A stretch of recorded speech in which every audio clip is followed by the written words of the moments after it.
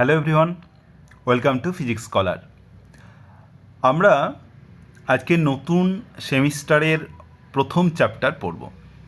প্রথম চ্যাপ্টার হচ্ছে যে নিউটনীয় মহাকর্ষ ও গ্রহ উপগ্রহের গতি। এই চ্যাপ্টারে আমরা কি জানবো, যে নিউটনের মহাকর্ষ সম্পর্কে জানবো এবং তারপরে যে গ্রহ উপগ্রহের গতি যেভাবে আমরা ব্যাখ্যা করব, যে বিভিন্ন কেপলারের সূত্র আছে বা তারপরে বিভিন্ন যে স্যাটেলাইট আমরা ব্যবহার করি, যেগুলো উপগ্রহ আছে তাদের গতি ব্যাখ্যা করব, এইসব নিয়েই এই চ্যাপ্টারটা। তো শুরু করা যাক।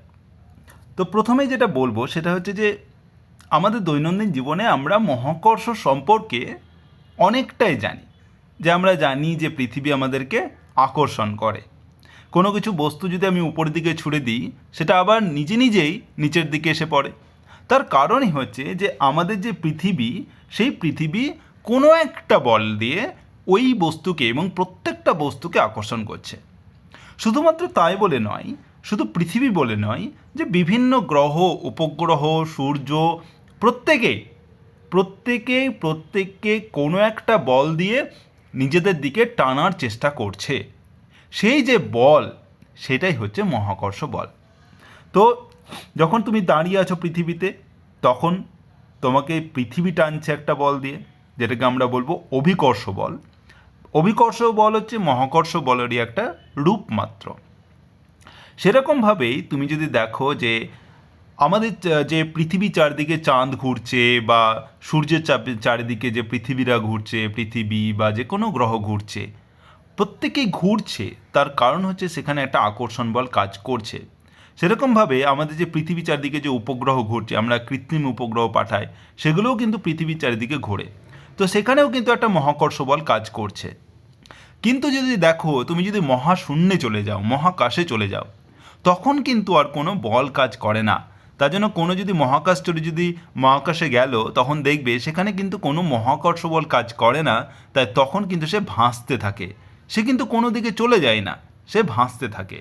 তো তার কারণ হচ্ছে সেখানে কিন্তু কোনো মহাকর্ষ বল কাজ করে না। তাই এই যে বল, মহাকর্ষ বল, তাহলে সেইটা সম্পর্কে আমাদের জানা উচিত।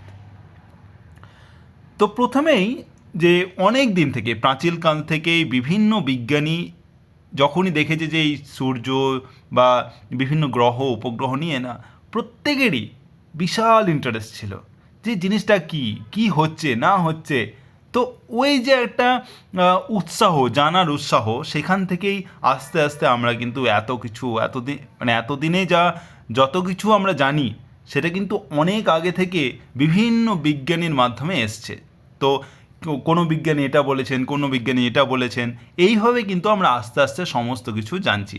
আজকে আমরা পড়ছি ঠিকই, কিন্তু এই সব জিনিসগুলো আবিষ্কার করতে অনেক টাইম লেগেছে এবং বিভিন্ন বিজ্ঞানীর অবদান আছে। মানে এই সমস্ত জিনিস, এই গ্রহ উপগ্রহের গতিবিধি নিয়ে যে বিভিন্ন বিজ্ঞানীর অবদান আছে। প্রথমেই যে বিজ্ঞানীর নাম আমি বলবো, তার নাম হচ্ছে বিজ্ঞানী নিকোলাস কোপার্নিকাস। বিজ্ঞানী নিকোলাস কোপার্নিকাস কি বলেছিলেন? তিনি বলেছিলেন যে এই যে তোমার হচ্ছে যে আমাদের যে উপগ্রহ আছে, বিভিন্ন গ্রহ আছে, সূর্য আছে, তিনি বলেছিলেন কি না, সূর্য হচ্ছে স্থির এবং প্রত্যেকটা গ্রহ, যে একটা সূর্য আছে, সূর্যের চারিদিকে প্রত্যেকটা গ্রহ ঘুরছে। সেরকমভাবে পৃথিবী কী করছে? পৃথিবী হচ্ছে সূর্যের চারিদিকে ঘুরছে। তাই সূর্য হচ্ছে স্থির আর সূর্যের চারিদিকে পৃথিবী ঘুরছে। তো এটা কে বলেছিলেন? বিজ্ঞানী নিকোলাস কোপার্নিকাস। পরবর্তীকালে বিজ্ঞানী জোহানেস কেপলার কী করলেন? জোহানেস কেপলার বললেন যে এই যে সূর্যের চারিদিকে পৃথিবী ঘুরছে, তো তখন কোন কোন সূত্র কাজে লাগে, কোন কোন নিয়ম এই গ্রহগুলি মেনে চলে, সেইগুলো নিয়ে তিনি কী করলেন? তিনি তিনটি সূত্র দিলেন, যেটা আমরা এই চ্যাপ্টারে পরের দিকে পড়ব, যেগুলোকে বলা হয় কেপলারের সূত্র। তো তিনি এই সূত্রগুলো দিলেন এবং এই যে গ্রহ উপগ্রহের গতিবিধি নিয়ে তিনি আলোচনা করলেন। তারপরে এলেন স্যার আইজ্যাক নিউটন। তিনি কি করলেন, তিনি দেখলেন যে এই যে কেপলার বললেন যে বিভিন্ন মানে সূর্যের চারিদিকে পৃথিবীগুলো ঘুরছে, কিন্তু তার কারণটা কি, কেন ঘুরছে, সেইটা স্যার আইজ্যাক নিউটন বললেন যে এই যে পৃথিবীর সাপেক্ষে যখন সূর্যের চারিদিকে ঘুরছে তখন একটা আকর্ষণ বল কাজ করছে, যেটা হচ্ছে সূর্য এই পৃথিবীকে নিজের দিকে টানছে, একটা আকর্ষণ বল কাজ করছে। সেই আকর্ষণ বলের জন্যই কী হচ্ছে যে পৃথিবী সূর্যের চারিদিকে ঘুরছে। তো তখনই তিনি বললেন যে এই যে একটা বল, সেই বল হচ্ছে মহাকর্ষ বল বা গ্র্যাভিটেশনাল ফোর্স। তিনি বললেন যে এই যে পৃথিবী সূর্যের চারদিকে ঘুরছেন, তখন তার কারণই হচ্ছে যে একটা বল যার নাম হচ্ছে মহাকর্ষ বল, সেইটা কাজ করছে এবং সেই বলটা মানে সূর্য কী করছে, পৃথিবীকে টানছে, আবার পৃথিবীও সূর্যকে টানছে। মানে প্রত্যেকটা বস্তু এই মহাবিশ্বের যে কোনো দুটি বস্তুকণা প্রত্যেকে পরস্পরকে নিজের দিকে টানার চেষ্টা করছে। মানে হচ্ছে ধরো এটা যদি এ হয়, এটা যদি বি হয়, এ কী করছে, বিকে নিচের দিকে টানছে, আর বি কী করছে, একে নিজের দিকে টানছে। এইভাবে টানছে, দুজনকে টানছে।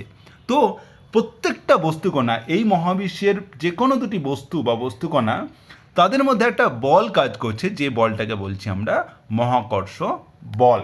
এই বলটা হচ্ছে মহাকর্ষ বল। এবং বিজ্ঞানী নিউটন এই বলের যে পরিমাপ কত, মানে কতটা বল কাজ করছে তার যে পরিমাপ, সেইটা কিন্তু দিলেন, এবং সেটারই নাম হচ্ছে নিউটনের মহাকর্ষ সূত্র। এই নিউটনের মহাকর্ষ সূত্র থেকেই আমরা জানতে পারি যে কতটা বল কাজ করছে, মানে বলের পরিমাপ জানতে পারছি। বলের পরিমাপ কোন বল, যে মহাকর্ষ বলের পরিমাপ আমরা জানতে পারছি নিউটনের মহাকর্ষ সূত্র থেকে।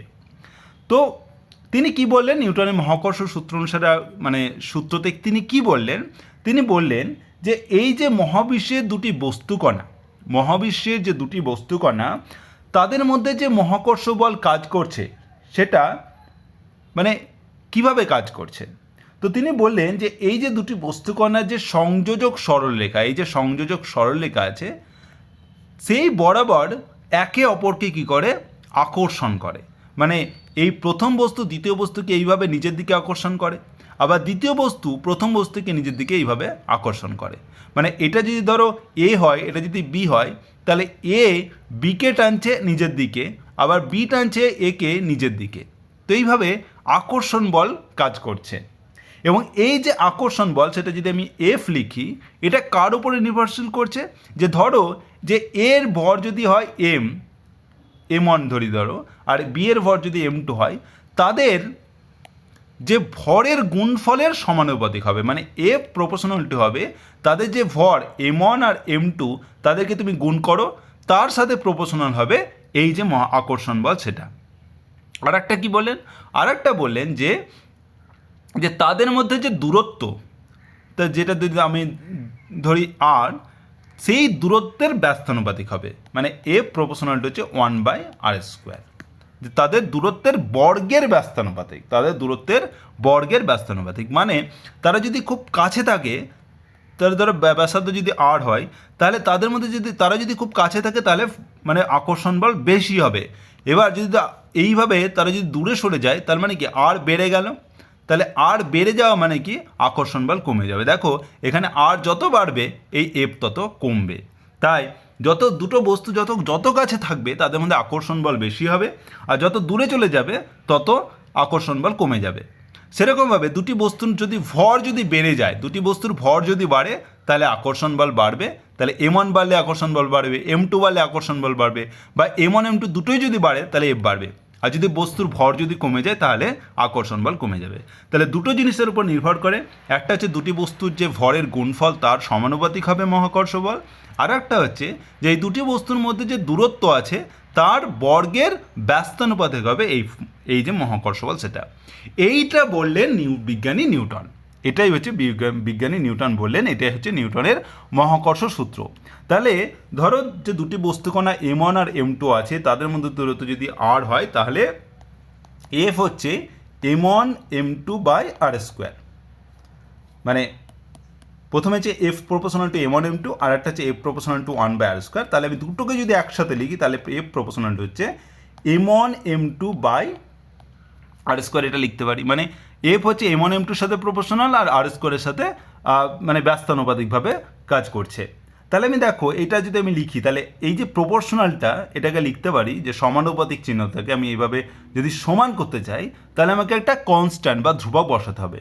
সেই কনস্ট্যান্ট বা ধ্রুবককে আমি লিখলাম ক্যাপিটাল জি, আর বাকিটা থাকলো M one M two by R square. তাহলে এই যে হয়ে গেল, এইটা হচ্ছে একটা সূত্র পেলাম যে এফ সমান হচ্ছে যে মহাকর্ষ বল, এটা হচ্ছে মহাকর্ষ বল, মহাকর্ষ বল, মহাকর্ষ বলের মান এফ সমান হচ্ছে G M one M two by R square.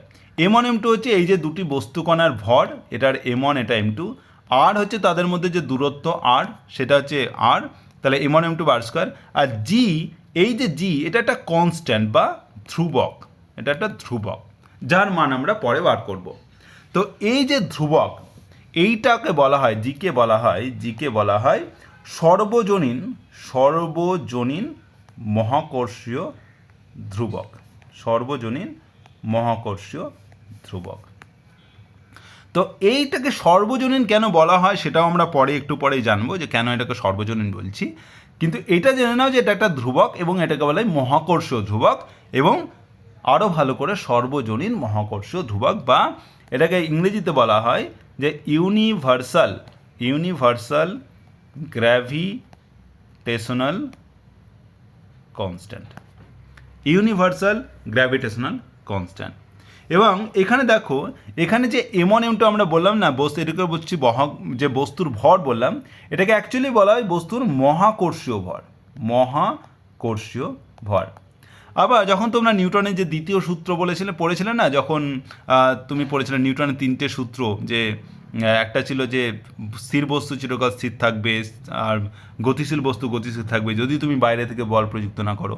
R second সূত্র কী ছিল নিউটনের, যে যে যে বল যদি প্রয়োগ করো তাহলে বস্তুর মধ্যে যে ত্বরণ সৃষ্টি হবে, যদি এ হয় তাহলে এফ সমান হচ্ছে এম গণিত এ। এই যে এম ছিল এটাকে আমরা বলেছিলাম জড় ভর, জড় ভর। আর এই ক্ষেত্রে যখন বস্তুর মধ্যে আকর্ষণ বল কাজ করছে তখন যে এম বলছি সেটাকে বলছি মহাকর্ষীয় ভর। এবং এ দুটোকে যদি হবে আলাদা নামে বলছি, কিন্তু বিভিন্ন পরীক্ষা নিরীক্ষার সাথে দেখা গেছে যে এই দুটো ভরের মান একই, তাই আমাদেরকে আলাদা করে মহাকর্ষীয় ভর বা জড় ভর বলার দরকার নেই, শুধুমাত্র ভর বললেই যথেষ্ট যে বস্তুর ভর হচ্ছে এতটা, ঠিক আছে। তো এই হলো তোমার হচ্ছে তাহলে জি হচ্ছে তোমার সর্বজনীন মহাকর্ষ ধ্রুবক। আর এই যে সূত্র F equals to G M one M two by R square, এই যে তোমার সমীকরণ, এটাকেই বলা হয় নিউটনের যে মহাকর্ষ সূত্রের, মহাকর্ষ সূত্রের গাণিতিক রূপ। এটাই হচ্ছে মহাকর্ষ সূত্রের গাণিতিক রূপ। তোমাকে মনে রাখতে হবে যে এফ সমান হচ্ছে G M one M two by R square, যেখানে এম ওয়ান আর এম টু হচ্ছে দুটি বস্তুর ভর, আর আর হচ্ছে তাদের দূরত্বের, তাদের মধ্যে যে পারস্পরিক দূরত্ব, আর জি হচ্ছে যে সর্বজনীন মহাকর্ষ ধ্রুবক, তাহলে এফ হচ্ছে মহাকর্ষ বল। এবার যদি আমি ভেক্টর রূপ হিসেবে প্রকাশ করি তাহলে তুমি এইভাবে লিখতে পারো যে ধরো যে আমি এক্স ওয়াই জেড অ্যাক্সিস এঁকে নিচ্ছি, ধরো এটা হচ্ছে এক্স, এটা হচ্ছে ওয়াই, এটা হচ্ছে জেড। তাহলে ধরো কোনো একটা বস্তু, ধরো এখানে হচ্ছে এম ওয়ান আছে, তার মূলবিন্দু যদি এটা ধরো মূলবিন্দু হয়, ও সেখান থেকে এর দূরত্ব হচ্ছে ধরো আর ওয়ান, তাহলে এটা হচ্ছে, তাহলে এটা হচ্ছে আর ওয়ান। আর একটা বস্তু ধরে নাও, আর একটা বস্তু কণা ধরো এম টু যদি হয়, তাহলে তার দূরত্ব হচ্ছে এই, এটা হচ্ছে ধরো আর টু। তাহলে এই এম ওয়ান আর এম টু পরস্পরকে আকর্ষণ করবে, তাহলে এম ওয়ান কী করবে, এম ওয়ান হচ্ছে এম টুকে আকর্ষণ করবে, তো নিচের দিকে টানার চেষ্টা করবে, তার মানে হচ্ছে এই দিকে টানার চেষ্টা করবে, এটা হচ্ছে এফ অন টু। এটা হচ্ছে যে এম ওয়ান ভর এম টুকে নিচের দিকে টানার চেষ্টা করছে, এই হচ্ছে এফ অন টু। আর একটা হচ্ছে যে এই এম টু ভর এই এম ওয়ানকে নিজের দিকে টানার চেষ্টা করবে, তো সেটা হচ্ছে এম টু নিজের দিকে টানবে, তাই নিজের দিকে কাজ করবে, তাহলে এটা হচ্ছে এফ টু ওয়ান। এবার তোমার এটা হচ্ছে, এবার এম ওয়ানের স্থানাঙ্ক হচ্ছে আর ওয়ান, এম টু স্থানাঙ্ক হচ্ছে আর টু, তাহলে এম ওয়ানের সাপেক্ষে এম টু স্থানাঙ্ক, এম ওয়ানের সাপেক্ষে M2 এর স্থানাঙ্ক কত? M2 এর স্থানাঙ্ক M1 এর সাপেক্ষে M2 এর স্থানাঙ্ক হচ্ছে যে M2 এর স্থানাঙ্ক মূলবিন্দুর সাপেক্ষে হচ্ছে R2 আর M1 এর স্থানাঙ্ক হচ্ছে R1, তাহলে M1 এর সাপেক্ষে হবে R2 মাইনাস R1। এটাকে লিখতে পারি যে R21। সেরকমভাবে M2 এর যদি আমি M2 এর সাপেক্ষে যদি M1 এর স্থানাঙ্ক বার করি, সেটা হচ্ছে যে M1 এর স্থানাঙ্ক হচ্ছে R1 মূলবিন্দুর সাপেক্ষে মাইনাস হচ্ছে M2 এর স্থানাঙ্ক মানে হচ্ছে R2, তাহলে এটাকে লিখতে পারি R12। এবার তুমি যদি একক ভেক্টর নিও না, যে একক ভেক্টর যে এই M1 থেকে M2 দিকে যে একক ভেক্টর, এই যে বল কাজ করছে কোন রেখা বরাবর কাজ করছে, তাহলে এই যে দূরত্বের যে একক ভেক্টর সেটা যদি বার করে, একক ভেক্টর সমান আমি কি জানি যে ধরো r ক্যাপ সমান কি হয়, r ভেক্টর বাই তার মান ভ্যালু, এটা হচ্ছে একক ভেক্টরের মান হয়। এবার তাহলে এই R21 এর একক ভেক্টর কত? R21 সমান হচ্ছে তোমার হচ্ছে R21 বাই R21 এর মান। সেরকমভাবে R12 এর একক ভেক্টর কত হবে? যে R12 ভেক্টর বাই হচ্ছে R12 এর মান। এবার তোমার এই যে বলটা যদি তুমি বার করো যে F12 মানে কি? F12 মানে হচ্ছে যে M1 ভর M2কে নিজের দিকে যে বলে আকর্ষণ করছে, তাই M1 F2 এর এবার যেহেতু আকর্ষণ বল সবসময় কী হয়? নেগেটিভ হয়। ঠিক আছে, এটা মনে রাখবে যে আকর্ষণ বল সবসময় নেগেটিভ হবে, কারণ এটা নিজের দিকে টানছে। তাহলে F12 সমান হচ্ছে মাইনাস, আমরা জানি G M1 M2 বাই, এবার দূরত্ব কত? দূরত্ব হচ্ছে যেহেতু M1 M2 দিকে টানছে, তাই M2 এর স্থানাঙ্ক কত M1 সাপেক্ষে? সেটা হচ্ছে R21, তাহলে R21 তার স্কোয়ার। এটা হচ্ছে তোমার হচ্ছে এটা হচ্ছে তার মডুলাসের স্কোয়ার, কিন্তু যেহেতু দূরত্ব ইনটু হচ্ছে একটা তোমার ইউনিট ভেক্টর, কারণ হচ্ছে এটা একটা ভেক্টর, F12 হচ্ছে ভেক্টর, তাই R21 ভেক্টরের সাপেক্ষে যেহেতু ইউনিট ভেক্টর সেইভাবে কাজ করবে। এবার R21 ভেক্টর ইউনিট ভেক্টর সময় লিখতে পারি, দেখো R21 ভেক্টর বাই R21, তার মানে এটা লিখতে পারি দেখো minus G M1 M2 by, এটা যদি বসিয়ে দাও এখানে তাহলে তুমি দেখবে একটা R21 ভেক্টর পেয়ে গেলে, আর R21 নিচে চলে এসেছিলো আর একটা স্কোয়ার ছিল, তাহলে এটা একটা বসে গেলে ওকে পুরোটা যদি এইভাবে বসায় R21 আর এখানে ছিল R21 তার স্কোয়ার, তাহলে দেখো এখানে একটা এখানে দুটো মানে তিনটে হয়ে গেল, তার মানে হচ্ছে minus G M1 M2 by R21 তার কিউব R2 R21 তাহলে R21। তাহলে এইটা হচ্ছে যে M ভর M2কে যে বলে আকর্ষণ করছে সেটা হচ্ছে F12। এবার F21 যদি বার করি, মানে এই দ্বিতীয় ভর মানে M2 ভর M1কে যে বলে আকর্ষণ করবে, তাহলে F21 সমান আমি এটা হচ্ছে আকর্ষণ বল, তাহলে minus G M1 M2 by, এবার হবে R12 তার স্কোয়ার R12 ক্যাপ। ঠিক আছে, এটা হচ্ছে ইউনিট ভেক্টর R12।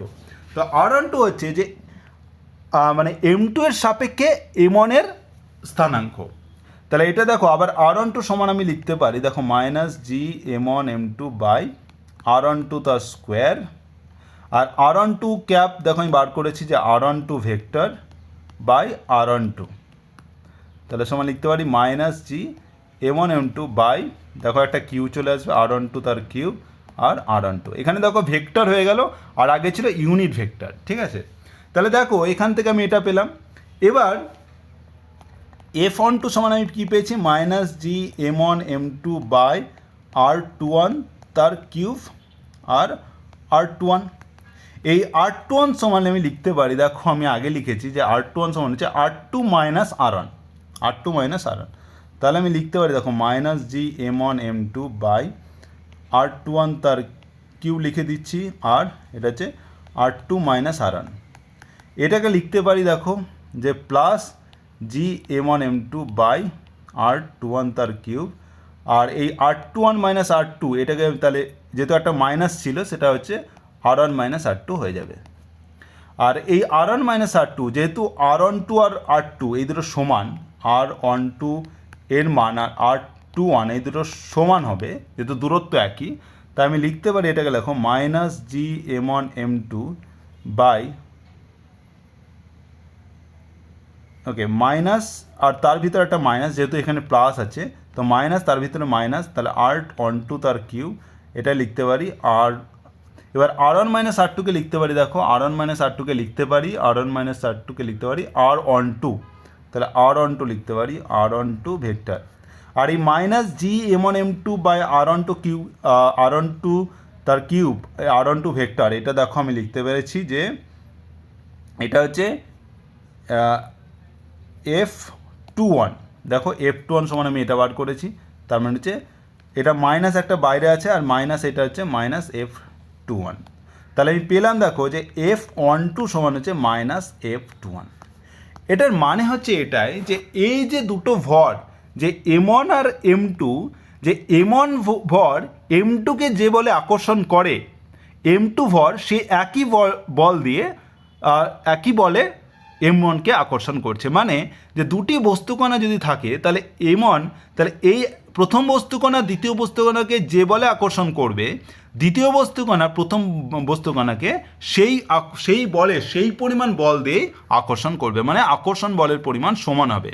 তাই আর পরস্পর বিপরীতমুখী হবে, যেহেতু ধরো এটা এ এটা বি যদি হয়, এ যদি টানে এইভাবে, তাহলে এই বলের মান এটা যদি এফ এ হয় আর বি যদি টানে সেটা হচ্ছে এফ বি হয়, তাহলে এফ এ আর এফ বি দেখো পরস্পর বিপরীতমুখী কাজ করছে আর তাদের মান হবে সমান, মানে এফ এ সমান হবে এফ বি আর এফ এ সমান হবে মাইনাস, অ্যাকচুয়ালি এফ বি সমান হচ্ছে মাইনাস এফ এ, এরকম হবে।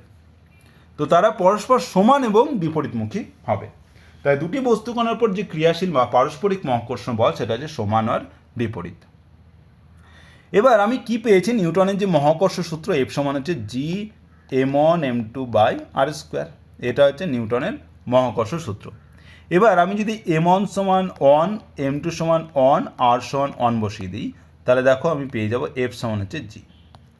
তাহলে জি সমান হচ্ছে আমি পেলাম জি সমান হচ্ছে এফ যখন m1 সমান 1, m2 সমান 1, r1 সমান 1, মানে দুটি বস্তুকণা আছে, দুটি বস্তুকণার ভর হচ্ছে এক, দুটোরই ভর হচ্ছে এক আর দূরত্ব হচ্ছে এক, এরকম যদি সিচুয়েশন হয় তাহলে এই দুটি বস্তুকণার মধ্যে যে পরিমাণ আকর্ষণ বল কাজ করে সেটাই হচ্ছে এই যে মহাকর্ষ ধ্রুবকের মানের সমান।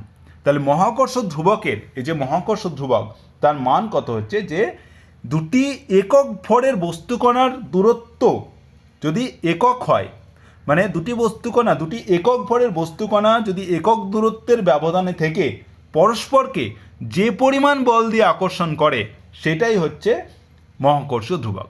তাহলে মহাকর্ষ ধ্রুবক জি সমান হচ্ছে যে একটা আকর্ষণ বল যেটা কাজ করছে কার মধ্যে, যেটা হচ্ছে দুটি একক ভরের বস্তুকণা m1 সমান 1, m2 সমান 1 এবং তাদের মধ্যে যদি দূরত্ব সেটাও যদি একক হয় তাহলে জি সমান হচ্ছে এফ। তাহলে মহাকর্ষ ধ্রুবক হচ্ছে একটা আকর্ষণ বল যখন দুটি একক ভরের বস্তুকণা একক দূরত্বে থাকলে তাদের মধ্যে যে আকর্ষণ বল সেটাই হচ্ছে মহাকর্ষ ধ্রুবকের মান। এবার মহাকর্ষ ধ্রুবকের একক কত, তাহলে আমি জানি যে এফ সমান হচ্ছে কি জি m1 m2 by R square. তাহলে জি সমান আমি লিখতে পারি কি, জি সমান হচ্ছে দেখো এফ গণিত আর স্কোয়ার বাই m1 গণিত m2। তাহলে জি এর একক যদি বার করতে চাও, জি এর একক সমান হচ্ছে দেখো এফ এর একক গণিত এই যে আর স্কোয়ারের একক বাই হচ্ছে এই m1 এর একক আর m2 এর একক, মানে m এর একক তার স্কোয়ার, যেহেতু দুটো m আছে তাহলে তার স্কোয়ার। আবার এফ এর একক আমি কি জানি, এবার বিভিন্ন যদি পদ্ধতি নেই সিজিএস পদ্ধতিতে যদি বার করি তাহলে এফ এর একক, তাহলে সিজিএস পদ্ধতিতে জি এর একক হবে যে এফ এর একক হচ্ছে সিজিএস পদ্ধতিতে কি জানি 9, আর স্কোয়ারের একক কত হবে, যেহেতু সিজিএস হচ্ছে সেমি হয় আর এর একক তাহলে সেমি স্কোয়ার, আর এম এর একক হচ্ছে আমরা জানি গ্রাম, তাহলে গ্রাম জি লিখি তাহলে জি স্কোয়ার। তাহলে আমি এভাবে লিখতে পারি যে 9 সেন্টিমিটার স্কোয়ার পার গ্রাম স্কোয়ার, এটা হচ্ছে জি এর একক, এটা হচ্ছে সিজিএস পদ্ধতিতে। এসআই পদ্ধতিতে যদি বার করো, এসআই পদ্ধতিতে জি এর একক হচ্ছে দেখো এফ এর একক হচ্ছে নিউটন আর আর স্কোয়ার হচ্ছে মিটার স্কোয়ার বাই, আর জি এর জায়গায় হয়ে যাবে গ্রামের জায়গায় হয়ে যাবে কেজি, তাহলে newton metre square per KG square. আর এফপিএস পদ্ধতিতে যদি বার করি, এফপিএস পদ্ধতিতে জি এর একক হচ্ছে, যেহেতু বল এফ এর একক হচ্ছে পাউন্ডাল আর দূরত্ব হচ্ছে ফিট বা ফুট, তাহলে ফিট স্কোয়ার বাই, আর ভরের একক কী হয় পাউন্ড, তাহলে এলবি আমরা লিখি পাউন্ড স্কোয়ার। তাহলে এটা এইভাবে লিখতে পারি যে পাউন্ডাল, বাংলাতে যদি লিখি poundal foot square by pound square, pound square.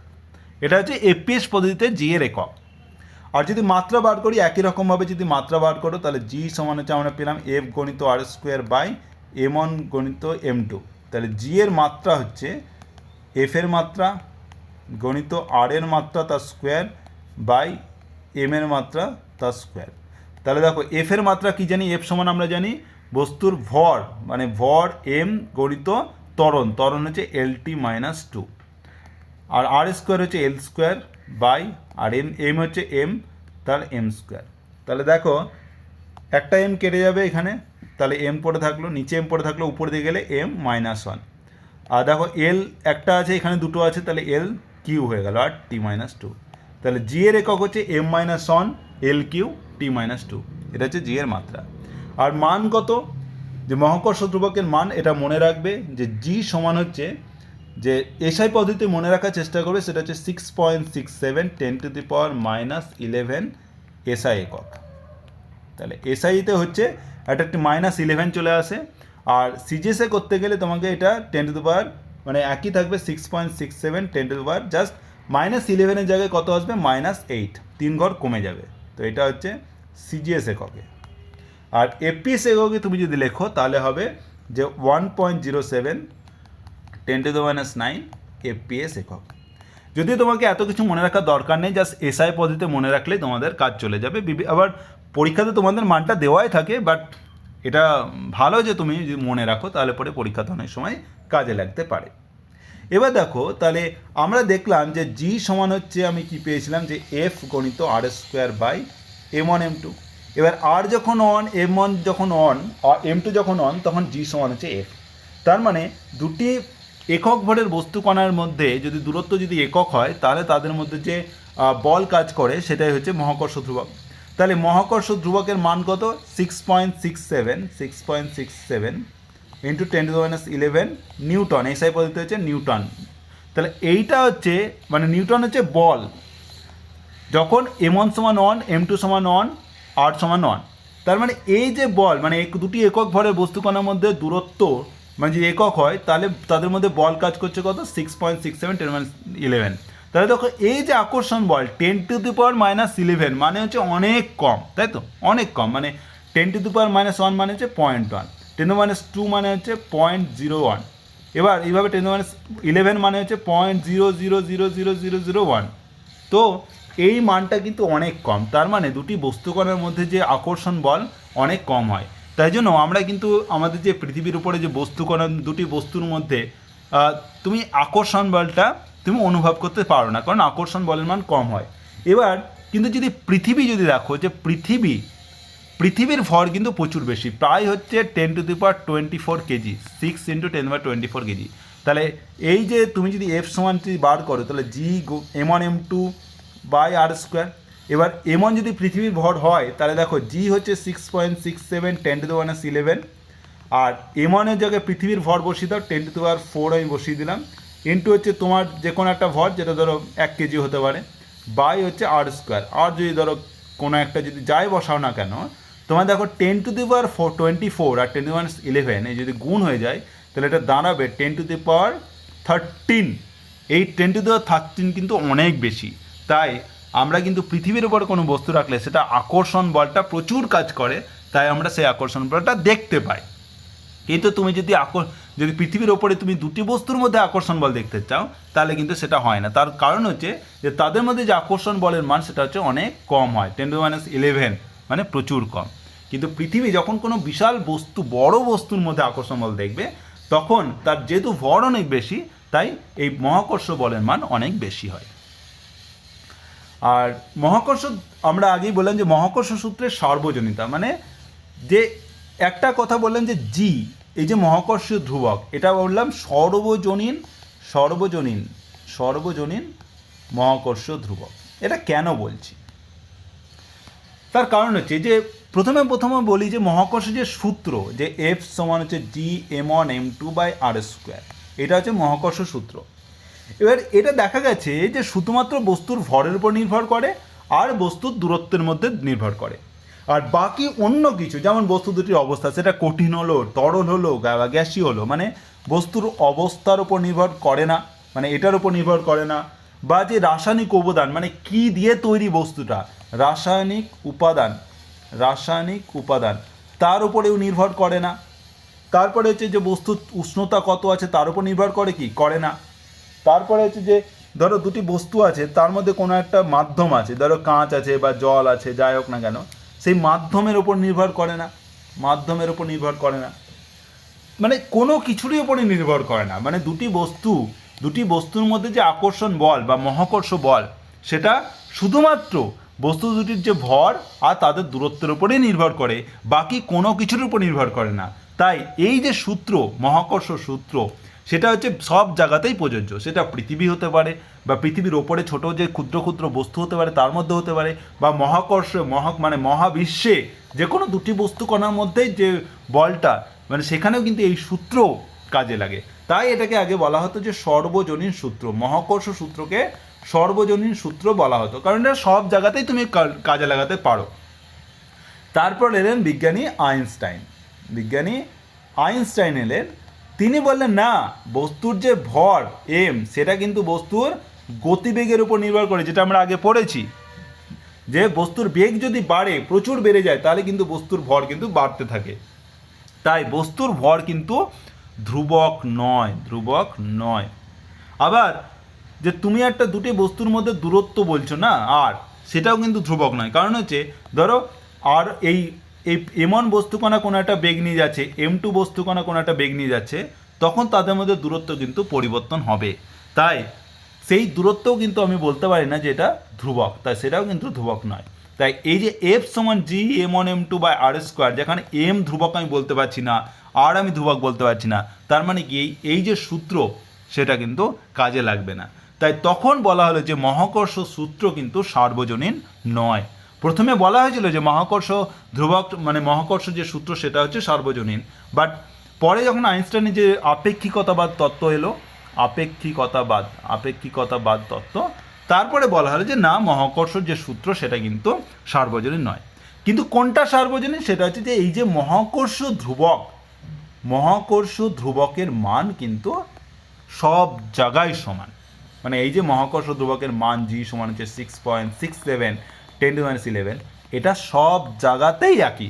সেটা বস্তুর ভর পরিবর্তনই হোক না কেন, বস্তুর মধ্যে দূরত্ব পরিবর্তন হোক না কেন, তুমি মহাবিশ্বের যে কোনো জায়গায় নিয়ে যাক না কেন, এই জি এর মান কিন্তু সব জায়গাতেই সমান। তাই জিকে বলা হয় সার্বজনীন মহাকর্ষীয় ধ্রুবক। তো মহাকর্ষ সূত্র কিন্তু সার্বজনীন নয়, কিন্তু মহাকর্ষীয় যে ধ্রুবক জি, সেটা কিন্তু সার্বজনীন। এবার একটা আমরা উদাহরণ করে নেব, যে 5 মিলিমিটার ব্যাসার্ধের একটি সোনার গোলক এবং 11.5 সেমি ব্যাসার্ধের একটি সীসার গোলকের কেন্দ্রদ্বয়ের দূরত্ব, মানে ধরো একটা এরকমভাবে সোনার গোলক আছে, আর একটা হচ্ছে এরকমভাবে সীসার গোলক দেওয়া আছে। তাহলে সোনার গোলকের ব্যাসার্ধ দেওয়া আছে R1, এটা দেওয়া আছে R2। তাহলে R1 সমান দেওয়া আছে 5 মিমি, আর R2 দেওয়া আছে দেখো 11.5 সেমি, আর কেন্দ্রদ্বয়ের দূরত্ব হচ্ছে 15 সেমি। মানে এই দুটোর মধ্যে যে দূরত্ব সেইটা হচ্ছে আর, সেই আর সমান হচ্ছে দেখো 15 সেমি দেওয়া আছে। তাহলে তাদের মধ্যে মহাকর্ষ বলের মান দেওয়া আছে। তাহলে এফ সমান হচ্ছে 2.16 10⁻⁻4 ডাইন। এই তথ্য থেকে মহাকর্ষ ধ্রুবকের মান নির্ণয় করো। আর দেওয়া আছে যে সোনা ও সীসার ঘনত্ব যথাক্রমে 19.3 গ্রাম পার সেমি কিউ আর 11.3 গ্রাম পার সেমি কিউ। তাহলে সোনার ঘনত্ব রো সমান দেওয়া আছে দেখো 19.3 গ্রাম পার সেমি কিউ। আর যে এটা হচ্ছে সোনার ক্ষেত্রে, এটা সোনা, আর একটা হচ্ছে সীসার ক্ষেত্রে ঘনত্ব দেওয়া আছে রো সমান হচ্ছে 11.3 গ্রাম পার সেমি কিউ। দেখো এখানে সব কিন্তু সিজিএসে দেওয়া আছে সেন্টিমিটার ডাইন গ্রাম পার সেমি কিউ, একমাত্র আর হচ্ছে 5 মিলিমিটার দেওয়া আছে, এটাকে সেমিতে করলে 0.5 সেন্টিমিটার আমি লিখে নিলাম। তাহলে আমি কি জানি যে আমাকে কি বার করতে বলেছে, মহাকর্ষ ধ্রুবকের মান বার করতে বলে। তাহলে মহাকর্ষ ধ্রুবক হচ্ছে জি সমান হচ্ছে এফ গণিত আর স্কোয়ার বাই m1 m2। এখানে কিন্তু সীসা বা গোলকে বা সীসার গোলক বা সোনার গোলকের ভর দেওয়া নেই, সেটা কিন্তু বার করতে হবে। এখানে এফ দেওয়া আছে, আর দেওয়া আছে, m1 m2 দেওয়া নেই। তাহলে m1 যদি বার করি, m1 সমান কি আমরা জানি যে বস্তুর যে ঘনত্ব গণিত হচ্ছে তার আয়তন, এটা হচ্ছে বস্তুর ভর। তাহলে m1 সমান হচ্ছে ρ1, এটা ρ1, এটা ρ2, তাহলে ρ1 v1, তাহলে m1 সমান হচ্ছে ρ1 v1, তাহলে ρ1 গণিত v1, ρ1 গণিত v1 সমান হচ্ছে 4/3, যেহেতু গোলক তাহলে 4/3 পাই আর r1 কিউ। আর m2 সমান হচ্ছে ρ2 v2, তার মানে হচ্ছে ρ2 হচ্ছে দেওয়া আছে ইন্টু v2 হচ্ছে 4/3 পাই r2 কিউ। তাহলে এটা বসিয়ে দাও, তাহলে যে জি সমান হচ্ছে এফ দেওয়া আছে, দেখো এফ দেওয়া আছে 2.16 ইন্টু 10⁻⁻4 ডাইন।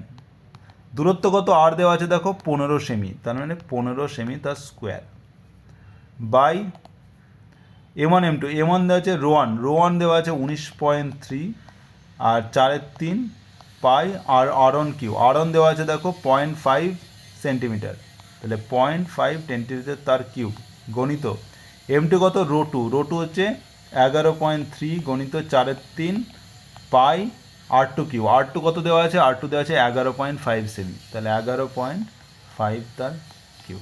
তাহলে এটা যদি করো তাহলে তুমি পাবে যে জি মান পাবে 6.68 10⁻⁻8 সিজিএস একক। দেখো আমরা জি এর মান বার করেছিলাম 6.67 10⁻⁸ সিজিএস এককে, প্রায় ওটাই এসছে 6.68 10⁻⁸। তার মানে জি এর মান পেয়ে গেলাম। তাহলে এইটাই হচ্ছে মহাকর্ষ ধ্রুবকের মান। তো এইভাবে কিন্তু বিভিন্ন পরীক্ষায় বিভিন্ন এই মহাকর্ষ সূত্র থেকেও কোশ্চেন দিতে পারে। তো তোমাদেরকে শুধুমাত্র কি করতে হবে, এই যে ফর্মুলা যে জি সমান হচ্ছে F R square by m1 m2 বা এফ সমান জি m1 m2 by R square, এটা মনে রাখলেই তোমাদের হয়ে যাবে। তো আজকে এই পর্যন্তই যে নিউটনের মহাকর্ষ সূত্র সম্পর্কে জানা হলো। পরবর্তী ক্ষেত্রে আমরা এই চ্যাপ্টারে আরও যেসব জিনিস আছে, মহাকর্ষ ক্ষেত্র প্রাবল্য, মহাকর্ষ বিভব, তারপরে কৃত্রিম উপগ্রহ সম্পর্কে জানবো। তো আশা করি তোমরা বুঝতে পেরেছো আজকের ক্লাসটা। যদি তোমাদের কোনো কোশ্চেন থেকে থাকে তো অবশ্যই তোমরা কমেন্ট করো, বা যারা হোয়াটসঅ্যাপ গ্রুপে আছো তারা অবশ্যই মেসেজ করতে পারো। ওকে, থ্যাংক ইউ।